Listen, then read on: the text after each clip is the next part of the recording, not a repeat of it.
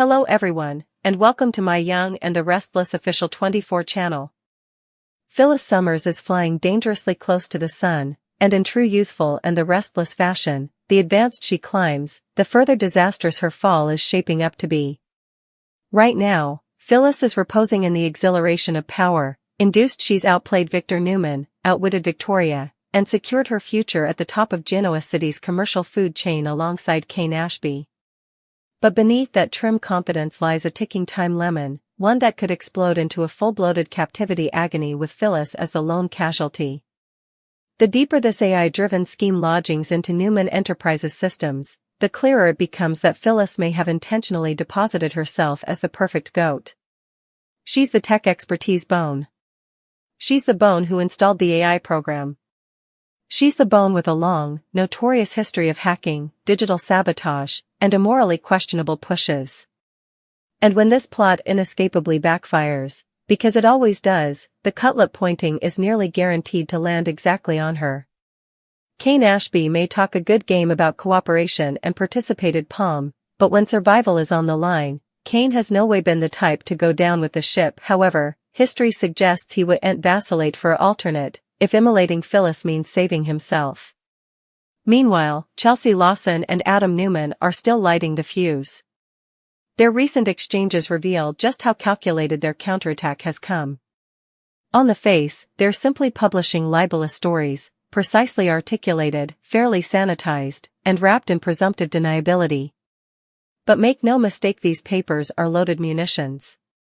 By heavily inferring that Phyllis and Kane committed computer fraud through unauthorized access to the Newman system, Adam and Chelsea are shaping the narrative before any sanctioned disquisition indeed begins. They're planting the idea that laws were broken, that digital lines were crossed, and that the chaos at Newman Enterprises wasn't accidental, it was purposeful.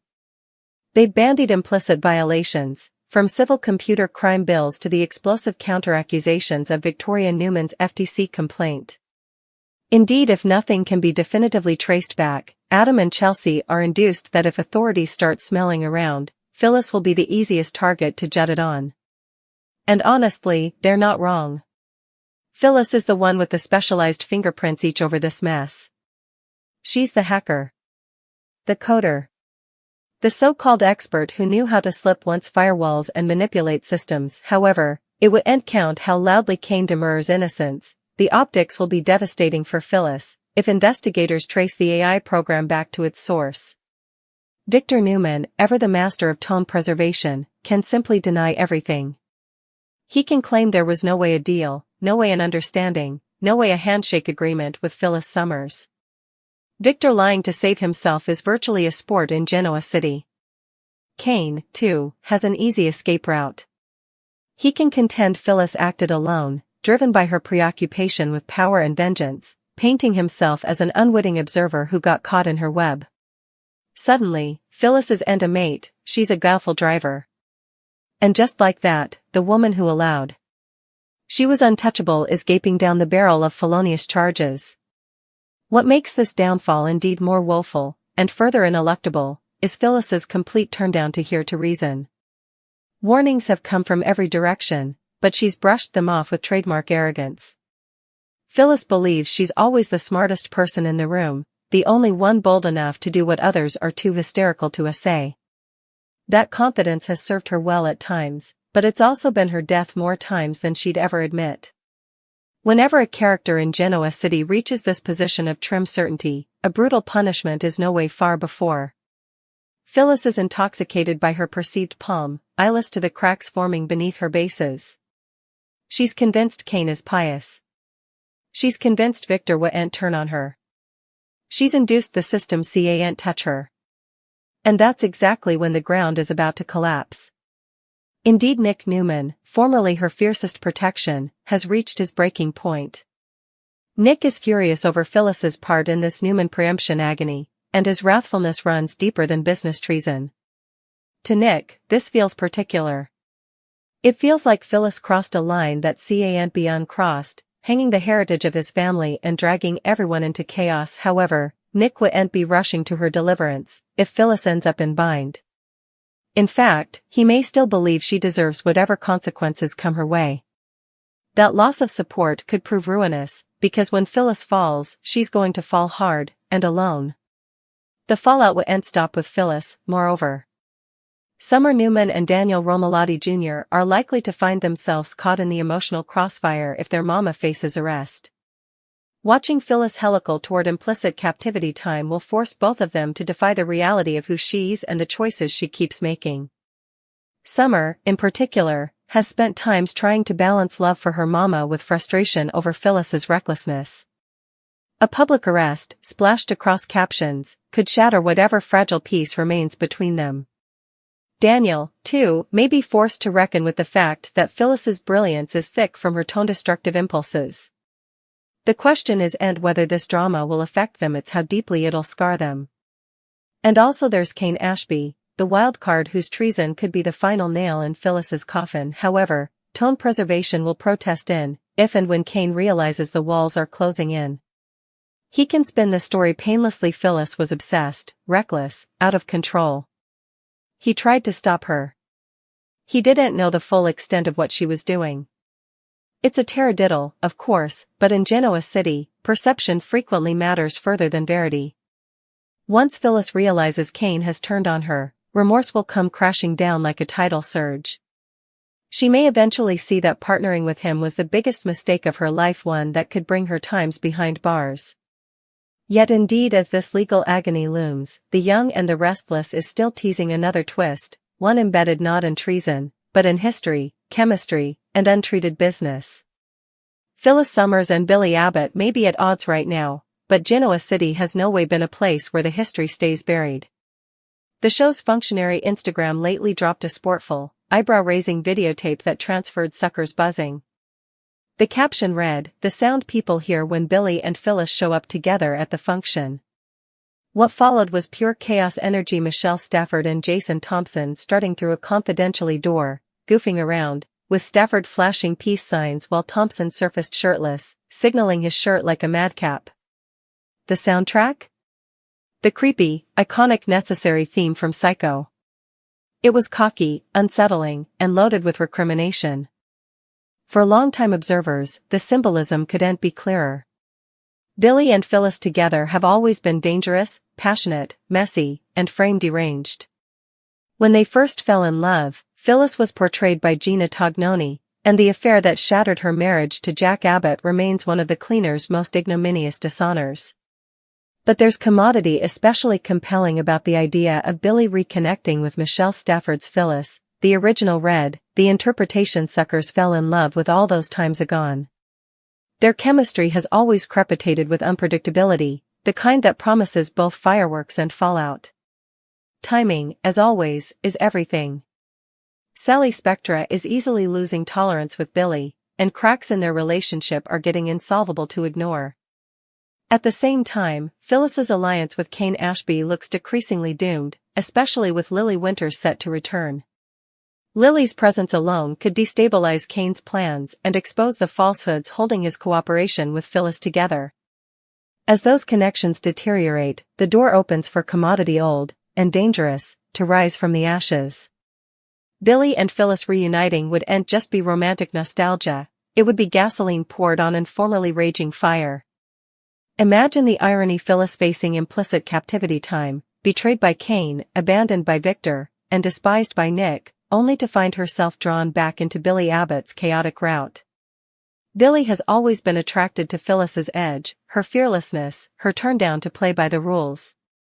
And Phyllis, at her smallest point, might find comfort in someone who understands her darkness rather than judging it. Whether that reunion becomes a lifeline or another disastrous mistake remains to be seen. One thing is certain: Phyllis Summers' world is about to buckle.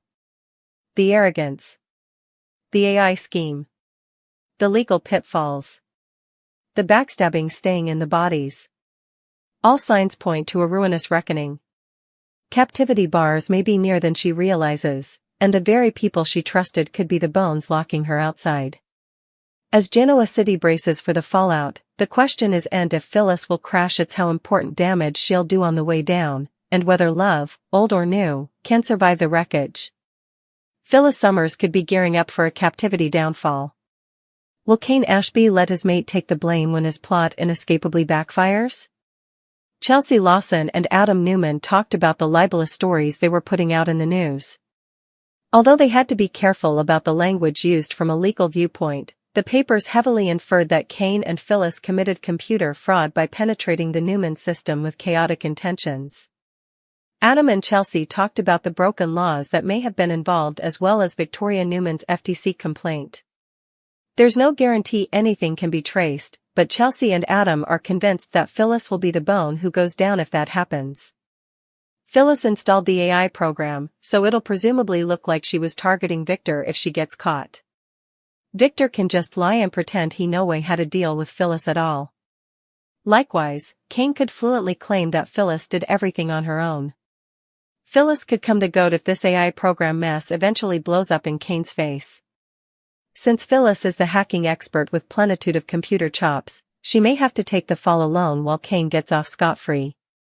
Whatever the case, Phyllis is on top of the world right now, but she's going to take a nosedive sooner or laterly. Whenever a character is this arrogant, it generally means a major punishment is on the way. Phyllis isn't hearkening to any warnings when it comes to the dangerous path she's put herself on. Indeed, Nick wants to grind Phyllis to smoke for her part in this Newman preemption agony, so he wouldn't be interested in helping her when effects fall piecemeal. Summer Newman and Daniel Romalotti Jr. may have to deal with some Phyllis arrest drama down the road. Will Phyllis sweat she's facing captivity time and remorse ever partnering with Kane once he betrays her? The Young and the Restless spoilers indicate that Phyllis Summers and Billy Abbott are end on the stylish of terms, but since they were formerly a thing in Genoa City, a romantic reunion is always possible. The CBS Cleaners Instagram handle just dropped an intriguing videotape that may allude this is on the horizon. The caption on the videotape read, "The sound people hear when Billy and Phyllis show up together at the function." Stafford and Thompson are shown walking through a door confidentially, while goofing around. Stafford has both hands over, in the peace sign, as Thompson came through the door, shirtless, signaling the shirt around, with a crazy look on his face. The sound in the background was the creepy necessary theme music to the movie. As the pressure tightens around Phyllis Summers, the sense of ineluctability becomes insolvable to ignore. Every move she makes now feels like a step deeper into mesh, yet she keeps pushing forward, induced that confidence alone can rewrite reality. In Genoa City, still, overconfidence is virtually an in-grade designation for disaster. Phyllis doesn't see the trap ending because she refuses to believe she could ever be the one caught in it. She's still talking about finales, power plays, and ultimate palms, while the rest of the board is still being reset around her. Kane Ashby watches her nearly, measuring his words, calculating his exits, and mentally rehearsing the interpretation of events he'll tell. Formerly everything blows up. Their cooperation, formerly fueled by participated ambition and collective benefit, is fleetly morphing into a liability, and Kane knows exactly who'll be easiest to cut loose. Behind unrestricted doors, Kane's fidelity is formerly wobbling. He may smile at Phyllis, assure her that everything is under control, and contend they're in this together, but his private exchanges suggest else. Kane has always been complete at presenting himself as reasonable, rational, and removed from chaos. Indeed, when he's standing at its center, however, Kane wouldn't vacillate to pivot if processes are issued or investigators begin asking pointed questions. He'll claim he reckoned on Phyllis's moxie. He trusted her judgment. He didn't completely understand the compass of the AI program or how aggressively it would be stationed. And because Phyllis is the one with the proved history of hacking, manipulation, and technological overreach, Kane's story will sound disturbingly presumptive. The verity wouldn't count nearly as important as the narrative, and Kane is formally preparing to rewrite it with himself as the innocent party. Phyllis, meanwhile, remains enraptured by the rush of control. She feels vindicated after times of being sidelined, undervalued, and dismissed as too unpredictable to be trusted with real power. This moment feels like evidence that she was right each along, that her brilliance, her threat-taking, her turn down to play safe were exactly what it took to shake Genoa City to its core. That's why every warning slides right off her. When doubts creep in, she crushes them with bravado. When abettors express concern, she accuses them of lacking vision. Phyllis has always believed that fear is for people who do and understand the game, and right now, she believes she's learned it. But fear has a way of arriving whether it's invited or not. The first crack comes when whispers of formal examinations begin circulating. At first, Phyllis dismisses them as dread tactics, Victor flexing his influence, Adam stirring the pot, Chelsea chasing captions. Yet as the rumors persist, as legal language becomes more precise and less academic, apprehension starts to seep in. Phyllis begins replaying exchanges in her head, second-guessing opinions she formerly celebrated. She tells herself it's nothing, but the confidence is no longer royal. It's forced. And that change doesn't go unnoticed. Adam Newman, for one, senses blood in the water. He and Chelsea Lawson continue enriching their strategy, understanding that timing is everything. They don't need to prove guilt, they only need to make dubitation necessary. Their papers, interviews, and precisely planted leaks are designed to produce instigation, to make it politically and fairly insolvable for authorities to look the other way. Adam knows how these effects work. He's been on both sides of reproach frequently enough to fate when the drift is turning. And from where he stands, Phyllis is formally losing ground. Chelsea, too, is keenly apprehensive of the cerebral aspect of this takedown. She knows Phyllis's topmost weakness isn't the substantiation, it's her pride. By framing the story in a way that highlights Phyllis as the architect, the raider, the unbounded force of chaos, Chelsea is pushing her into a corner. The further Phyllis feels attacked, the more reckless she becomes. The more reckless she becomes, the easier it's to justify every blameworthiness. It's a vicious cycle, and Chelsea is still confident it'll complete itself without her ever having to cross a legal line. Victoria Newman's FTC complaint looms like a guillotine outflow. Indeed, if it doesn't incontinently affect in charges, it legitimizes the scrutiny. It transforms gossip into procedure, dubitation into process. For Phyllis, that distinction could mean everything. She spent her life dancing along the edge of legitimacy, trusting that she could talk her way out of anything she could end outwit. But civil oversight doesn't watch about charm or bravado. It cares about attestation, intent, and responsibility, all areas where Phyllis is suddenly alarmingly exposed. Victor Newman, as always, remains in riddle. Intimately, he maintains his outrage, situating himself as the displeased party whose conglomerate was targeted by mischief operatives. Intimately, he's formally erasing traces of his own involvement. Victor has survived decades of dishonors by learning the art of picky verity, and this time will be no different. However, he'll deny any reverse-channel agreements, any wordless blessings, if brazened. He'll claim Phyllis acted singly, driven by her vendettas and her ambition. And because Victor Newman is Victor Newman, numerous will be inclined to believe him. Nick Newman's wrathfulness continues to harden into commodity colder and further final. This isn't just about business presently, it's about treason. Nick feels as though Phyllis has crossed a line that can't be walked back, dragging their participated history through the slush in the process. He remembers every time he defended her, every time he asked others to give her another chance. Now, he feels foolish for having done so. However, she may find nothing but silence if Phyllis comes to him for help when the walls near in. And that consummation, that indeed Nick has turned down, could be one of the most ruinous blows of all. For Summer Newman, the situation is excruciating. She's torn between fidelity and sense, between the woman who raised her and the reality of what that woman is able of. Summer has grown up watching Phyllis oscillate between triumph and tone destruction, always promising that this time would be different. An implicit arrest forces Summer to defy a future where her mama isn't just controversial, she's criminally intertwined. The demotion, the fear, the public scrutiny, all of it threatens to unmask over into Summer's own life. And while she wants to believe in Phyllis, mistrustfulness is creeping in despite her stylish sweats to suppress it. Daniel Romalotti Jr., too, feels the weight of history pressing down. He's seen this pattern ahead. He's watched Phyllis push too far, too presto, induced she could overrun consequences. The difference now is the scale. This isn't a particular vendetta or a romantic misstep, this is civil position exposure. And Daniel knows that once the system decides to make an illustration of someone, sentiment won't decelerate it down. His concern isn't just for Phyllis's freedom, it's for what this will do to whatever fragile stability she has left. As the legal storm gathers, another emotional turnabout begins to surface, one that could either save Phyllis or drag her deeper into chaos. Billy Abbott is watching from the sidelines, and despite their simulated relationship, he can't relatively look down. Billy recognizes the signs of a helical because he's lived them himself. Tone sabotage disguised as frippery. Defiance incorrect for strength. There's commodity hauntingly familiar about Phyllis's current line, and it stirs feelings Billy allowed. He'd long buried. The recent Instagram tease didn't just spark addict enterprise, it reignited an inarguable verity. Billy and Phyllis are at their most dangerous when they're together.